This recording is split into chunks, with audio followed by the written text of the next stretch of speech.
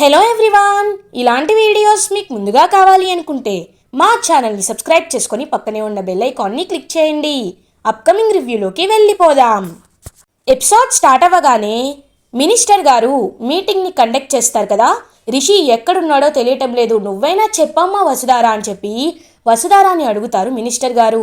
శైలేంద్ర చాలా హ్యాపీగా ఫీల్ అవుతాడు. ఇప్పటికైనా వసుధార రిషి ఎక్కడున్నాడో చెప్తుంది అని హ్యాపీగా ఫీల్ అవుతాడు. అదే టైంకి కరెక్ట్గా శైలేంద్రకి రిషి మాట్లాడిన వాయిస్ మెసేజ్ వస్తుంది. నేను క్షేమంగానే ఉన్నాను, మీరెవరు కంగారు పడద్దు అని చెప్పి మెసేజ్ వస్తుంది.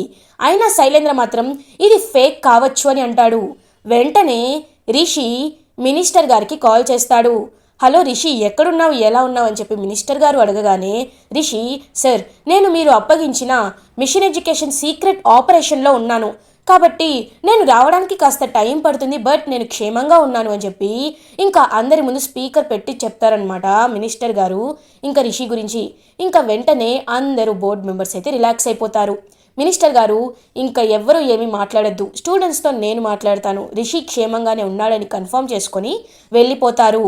శైలేంద్ర వసుధారతో రిషి ఎక్కడున్నాడో చెప్తావా చెప్పవా అని చెప్పి వార్నింగ్ ఇస్తున్నట్టు మాట్లాడతారు. కరెక్ట్గా అప్పుడే మహేంద్ర శైలేంద్ర దగ్గరికి వచ్చి, ఏంట్రా నీకెందుకు చెప్పాలి, అయినా నా కొడుకు గురించి తెలుసుకోవడానికి నువ్వెవరు, నీకు మేము ఎందుకు ఇన్ఫర్మేషన్ చెప్పాలిరా అని అడుగుతారు మహేంద్ర.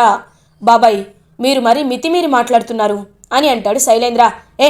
నేను అలాగే మాట్లాడతాన్రా, ఏం చేస్తావు, అసలు రిషి గురించి నీకు ఎందుకో అని అడుగుతారు మహేంద్ర. బాబాయ్ నాతో పెట్టుకుంటే ఏమవుతుందో మీకు తెలీదా, పిన్ని కూడా అలాగే ధైర్యం చేసింది, నన్ను ఎదిరించింది, నా చేతికి ఎండీ పదవి అప్పచెప్పను అనింది. పిన్ని ఇప్పుడు ఎక్కడుంది, మన మధ్య లేకుండా అనంతలోకాల్లో కలిసిపోయింది, అలాగే రిషి కూడా అని శైలేంద్ర అనేలోపు మహేంద్ర శైలేంద్ర చెంప మీద కొడతాడు. ఒక్కసారిగా శైలేంద్ర షాక్ అయిపోతాడు. రేయ్ ఇంకొకసారి నా కొడుకు గురించి అలాంటి మాటలు మాట్లాడితే అన్నయ్య కొడుకు అని కూడా చూడను, నీ నిజస్వరూపం అన్నయ్యకి తెలియనన్ని రోజులేదా, నీ ఆటలు నాటకాలు ఒక్కసారి అన్నయ్యకి తెలిస్తే మేము కాదు కదా ఆ భగవంతుడు వచ్చి ఆపినా అన్నయ్య ఆగడు, నిన్ను కుక్కని కాల్చినట్టు కాల్చి చంపేస్తాడు, అదంతా నీకు అర్థం కాదు, ఎవరికైనా ప్రాణం మీద వచ్చేంత వరకు తెలియదన్నట్టు నిప్పుతో చెలగాటమాడుతున్నావు, రిషిని తాకాలని చూస్తే నీకు నువ్వే తగలబడిపోతావని అర్థం కావటం లేదు నీకు అని అంటారు మహేంద్ర. మావయ్య మనం వీడితో మాట్లాడి వేస్ట్, అయినా రిషి సార్ క్షేమంగా ఉన్నారు, మనకు అది చాలు అని అంటుంది వసుధార. నన్నే కొడతారా అని శైలేంద్ర అక్కడి నుండి వెళ్ళిపోతాడు. మహేంద్ర వసుధారతో, అమ్మ వసుధార రిషి క్షేమంగా ఉన్నాడని అందరినీ నమ్మించాం, కానీ సీక్రెట్ ఆపరేషన్ ఏంటమ్మా నాకు కూడా తెలీదే అని అంటారు మహేంద్ర. వసుధార, మావయ్య మీకు ఒక నిజం చెప్పాలి అని అంటుంది వసుధార. ఏంటమ్మా అది అని అడుగుతారు మహేంద్ర. మావయ్య ఇక్కడ మనం ఆ విషయం మాట్లాడడం సేఫ్ కాదు, రండి వెళ్దామని చెప్పి వసుధార, మహేంద్ర, అనుపమ ఒక ప్లేస్కి వెళ్తారు. చెప్పమ్మా వసుధార, అసలు రిషి ఉన్న సీక్రెట్ ఆపరేషన్ ఏంటి, రిషి ఈ విషయం తెలిస్తే ఏమీ ఫీల్ అవ్వలేదా, రిషి వస్తాడని నేను అనుకున్నాను అని అంటారు మహేంద్ర. మావయ్య నిజం చెప్పాలంటే రిషి సార్కి కాలేజ్లో జరుగుతున్న అల్లర్ల గురించి తెలియదు అని అంటుంది వసుధార. ఒక్కసారిగా మహేంద్ర, అనుపమ షాక్ అయిపోతారు. మరి అలా కాల్లో మాట్లాడిన విషయం, రిషినే మినిస్టర్ గారితో మాట్లాడినట్టు ఇదంతా ఏంటమ్మా అని అడుగుతారు అనుపమ. అది చెప్పడానికే మిమ్మల్ని ఇక్కడికి తీసుకువచ్చాను ముకుల్ సార్ అని అంటుంది వసుధార. ముకుల్ అక్కడికి వస్తారు. ఇంకా అలా చూస్తూ ఉంటారు మహేంద్ర, అనుపమ. యాక్చువల్లీ కాలేజ్లో జరుగుతున్న అల్లర్ల గురించి రిషి సార్కి చెప్తే తన ఆరోగ్యం గురించి కూడా పట్టించుకోకుండా, తనకి గాయాలు మానకుండా ఖచ్చితంగా లేచి నేను కాలేజ్కి వస్తాను అని అంటారు. అందుకే సార్ మానసికంగా శారీరకంగా స్ట్రెస్ అవ్వకుండా ఉండాలని ఈ విషయాన్ని సార్ దగ్గర దాచాం. సార్ వాయిస్ని ఆర్టిఫిషియల్ ఇంటెలిజెన్స్ యాప్ ద్వారా మేము మార్చి సార్ మాట్లాడుతున్నట్టు క్రియేట్ చేశాం.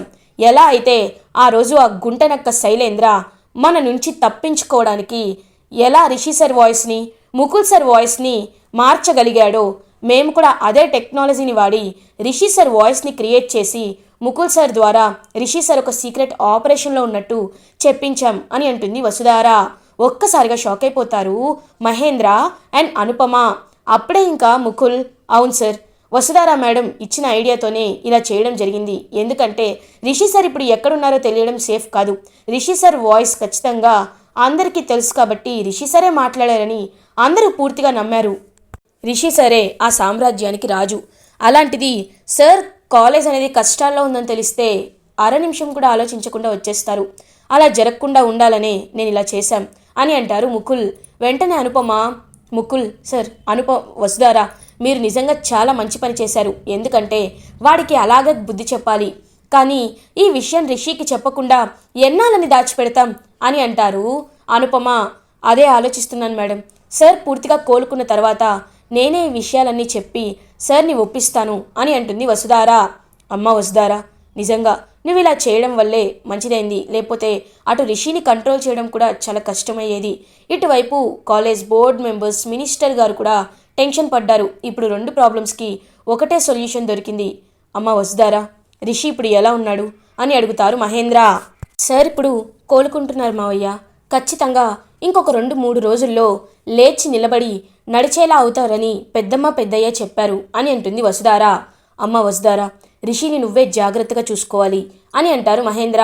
ఖచ్చితంగా మావయ్య అని చెప్పి ఇంకా వసుధారా అయితే అక్కడి నుండి రిషి దగ్గరికి బయలుదేరుతుంది.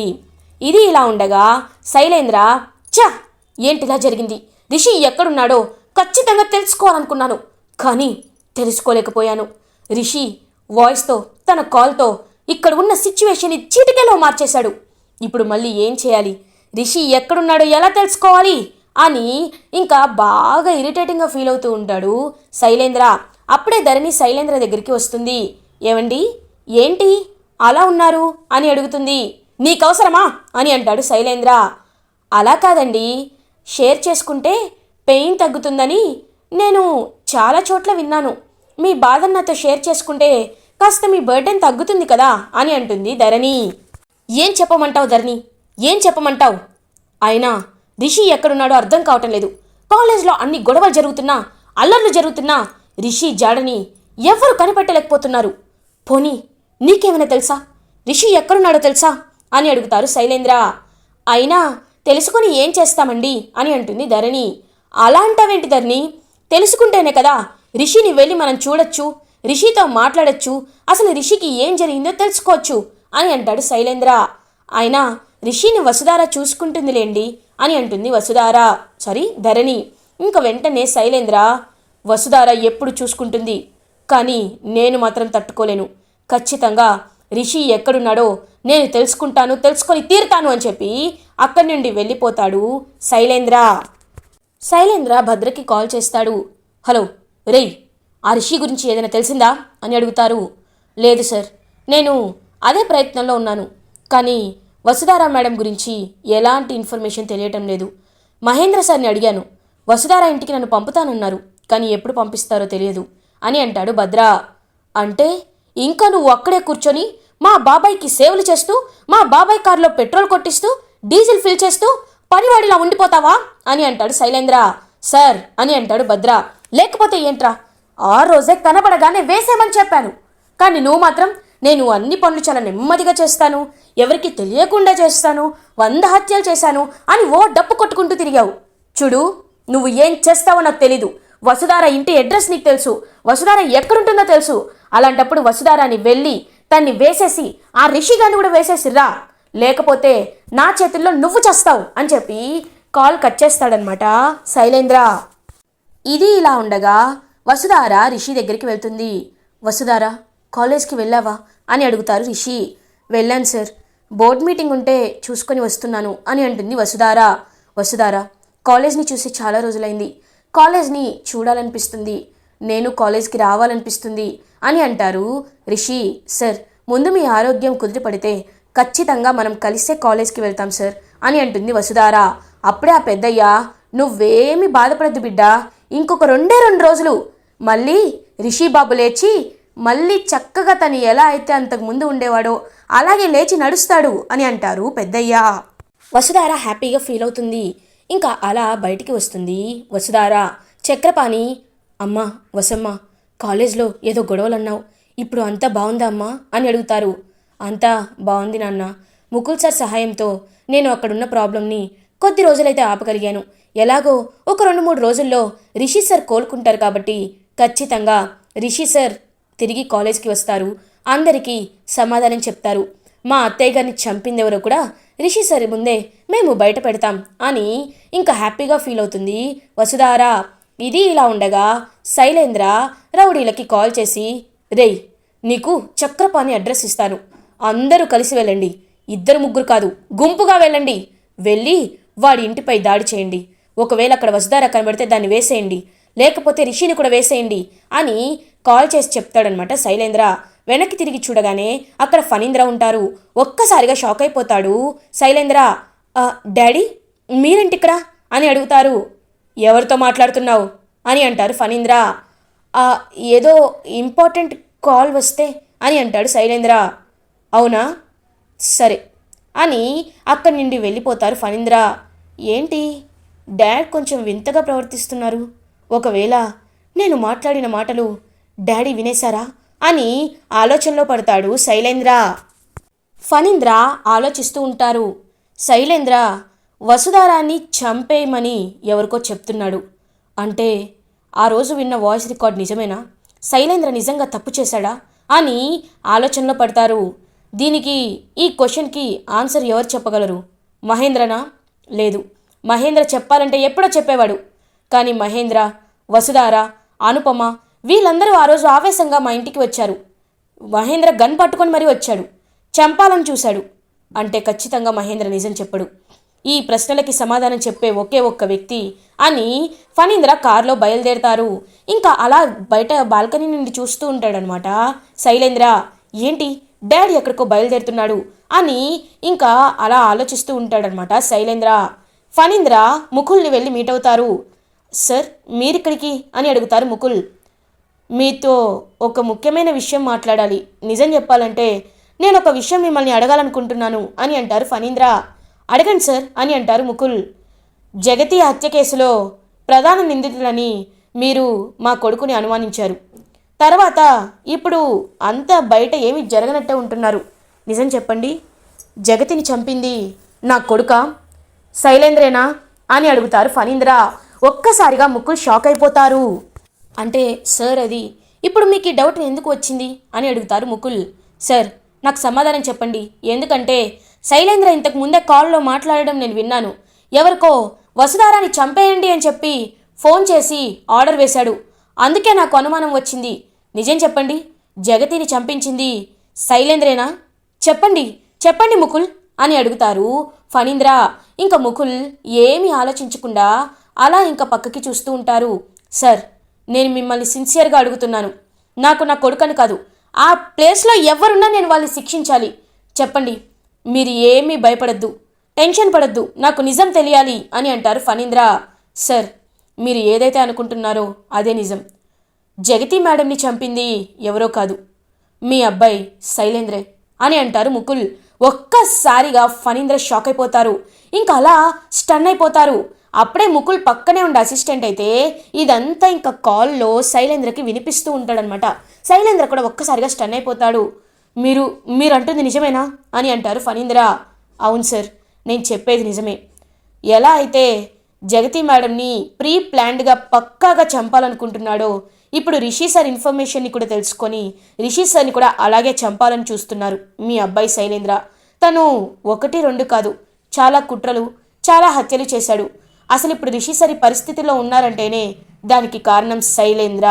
కానీ సరైన సాక్ష్యాలు లేక మేము ఆగుతున్నాం, లేకపోతే ఎప్పుడో అతన్ని జైల్లో పెట్టేవాళ్ళం అని అంటారు ముకుల్. శైలేంద్ర ఇదంతా విని అటు ఇటు తిరుగుతూ ఉంటాడు. ఏం చేయాలో అర్థం కాదు శైలేంద్రకి. నాన్న శైలేంద్ర ఏంటి అంత టెన్షన్ పడుతున్నావు అని అడుగుతుంది దేవయాని. మమ్మీ అది అని చెప్పాలనుకుంటాడు. లేదు, మమ్మీకి ఈ విషయం చెప్పకూడదు అని వెంటనే పక్కకి వెళ్ళిపోతాడు శైలేంద్ర. ఏమైంది నాన్న అని అడుగుతుంది. ఏం లేదు అని పక్కకి వెళ్ళి ఇంకా రౌడీలకి కాల్ చేస్తాడు. హలో సార్, మీ పనిపైనే ఉన్నాం, ఇప్పుడే వసుధార దగ్గరికి బయలుదేరుతున్నాం. శైలేంద్ర అయితే నేను ఒక పని చెప్తాను, చేస్తారా అని అడుగుతారు. చెప్పండి సార్ అని అడుగుతారు ఆ రౌడీలు. కార్ నంబర్ నోట్ చేసుకో, ఈ కార్. ఓకే సార్ అని ఆ రౌడీలు. రేయ్ ఇప్పుడు ఈ రూట్లో ఒక కారు వస్తుందంట, మనం ఆ కార్కి అని ఇంకా ప్లాన్ అంతా చెప్తాడు. అదంతా ఇంకా వెనక్కి తిరుగుతాడనమాట శైలేంద్ర. ఒక్కటి చెంపపై కొడుతుంది దేవయాని. మమ్మీ అని అంటాడు. నోర్ముయ్, ఏం చేస్తున్నావురా నువ్వు? మీ మీ నాన్న మీ నాన్నగారికి యాక్సిడెంట్ చేయిస్తావా అని అడుగుతారు దేవయాని. మమ్మీ, పరిస్థితి మన చేయి దాటిపోయింది. డాడ్కి నిజం తెలిసిపోయింది. ఖచ్చితంగా డాడ్ నన్ను చంపేస్తారు మమ్మీ. నేను ప్రాణాలతో ఉండాలంటే డాడ్కి యాక్సిడెంట్ అవ్వాలి అని అంటాడు శైలేంద్ర. రేయ్ దుర్మార్గుడా, నేను నిన్ను ఇంత దుర్మార్గుడు అని ఊహించుకోలేదు. ఎప్పుడైనా నువ్వు మీ నాన్న బాగుండాలని నేను కోరుకున్నాను, కానీ ఇప్పుడు నువ్వు మీ నాన్ననే చంపేంత స్థాయికి ఎదిగావని నేను అస్సలు అనుకోలేదు. ఇప్పుడే నీ గురించి అందరికీ చెప్తాను అని చెప్పి ఇంకా వెళ్తూ ఉంటుందన్నమాట దేవయాని. మమ్మీ ప్లీజ్ మమ్మీ, నువ్వు అలా చేయొద్దు మమ్మీ అని అంటాడు శైలేంద్ర. ఛీ, నా చెయ్యి వదులు. నేను ఇప్పుడే వెళ్ళి అందరి ముందు నీ నిజస్వరూపం ఏంటో పెడతాను, అందరికీ నీ గురించి చెప్పేస్తాను అని వెళ్ళబోతూ ఉంటుందన్నమాట దేవయాని. ఇంకా వెంటనే శైలేంద్ర ఫోర్స్గా ఇంకా తన్ని ఇలా పుష్ చేసేసరికి ఇంకా దేవయాని అయితే మెట్లపై నుండి దొర్లుతూ కింద పడిపోతుంది. కింద పడి దేవయానికైతే ఇంకా బ్లడ్ క్లాట్ అయ్యి రక్తం వస్తూ ఉంటుంది. ఒక్కసారిగా షాక్ అయిపోతాడనమాట శైలేంద్ర. అత్తయ్య గారు అని ధరణి ఇంకా దేవయాని దగ్గరికి వస్తుంది. అత్తయ్య గారు అని ఇంకా చాలా పాపం దేవయానిని కాపాడాలని చెప్పి దేవయానిని తీసుకొని హాస్పిటల్కి అంబులెన్స్లో వెళ్తుందనమాట ధరణి. ఇంకా ఇటువైపు టెన్షన్ పడుతూ ఉంటాడనమాట శైలేంద్ర. మమ్మీకి ఏం కాదు, కానీ డాడీ అని చెప్పి ఇంకా అలా ఎదురు చూస్తూ ఉంటాడు. అప్పుడే ఇంకా ఫణీంద్ర అయితే చాలా ఫోర్స్గా వద్దామని చెప్పి ఇంకా కార్ డ్రైవ్ చేస్తూ ఉంటారు. కరెక్ట్గా ఒక లారీ వచ్చి ఫణీంద్ర కార్కి యాక్సిడెంట్ చేసేస్తుంది. ఫణీంద్ర ఇంకా సీట్ బెల్ట్ పెట్టుకునేసరికి లక్కీగా ఆ బలూన్స్ అనేవి ఓపెన్ అయ్యి ఫణీంద్రకి ఎలాంటి గాయాలు అవ్వవన్నమాట. ఫణీంద్ర కొంచెం దెబ్బలు తగిలినా వెంటనే బయటికి వస్తారు. బయటికి వచ్చి ఇంకా ఆ రౌడీల వెనకాల పడతారు. కానీ రౌడీలు తప్పించుకొని చాలా స్పీడ్గా ఇంకా రన్ చేసుకుంటూ వెళ్ళిపోతారు. షిట్, తప్పించుకున్నారు రాస్కెల్స్. వీళ్ళని ఎవరు అరేంజ్ చేసుంటారు? ఖచ్చితంగా శైలేంద్ర అయ్యుంటాడు అని ఇంటికి బయలుదేరతారు. కానీ ఇంట్లో ఎవ్వరు ఉండరు. మెట్లపై బ్లడ్ కనబడుతుంది. ఒక్కసారిగా షాక్ అయిపోతారు ఫణీంద్ర. వెంటనే ధరణి కాల్ చేస్తుంది. హలో మావయ్య గారు అని అంటుంది. అమ్మా ధరణి, ఎక్కడున్నావమ్మా, ఏమైంది అని అడుగుతారు. మావయ్య గారు, మీరు త్వరగా హాస్పిటల్కి రండి, నా కాళ్ళు చేతులు ఆడటం లేదు అని అంటుంది ధరణి. ఇప్పుడే వస్తున్నానమ్మా అని హాస్పిటల్కి బయలుదేరతారు ఫణీంద్ర. ఇంకా దేవయానికైతే ఐసీయూలో ఇంకా మొత్తం సర్జరీ చేస్తూ తన తలకి బాగా బ్యాండేజ్ కడతారు. అమ్మా ధరణి, ఏమైందమ్మా దేవయానికి అని అడుగుతారు ఫణీంద్ర. మావయ్య గారు, జరిగింది అని ఇంకా శైలేంద్ర గురించి నిజం తెలిసిపోవడం, యాక్సిడెంట్ చేయించాలనుకోవడం, దేవయాని వెళ్ళాలనుకుంటే తన్ని గట్టిగా పుష్ చేసేసరికి తను మెట్లపై నుండి దొర్లి ఇంకా అదంతా చెప్తుందనమాట ధరణి. చాలా కోపం వస్తుంది ఫణీంద్రకి.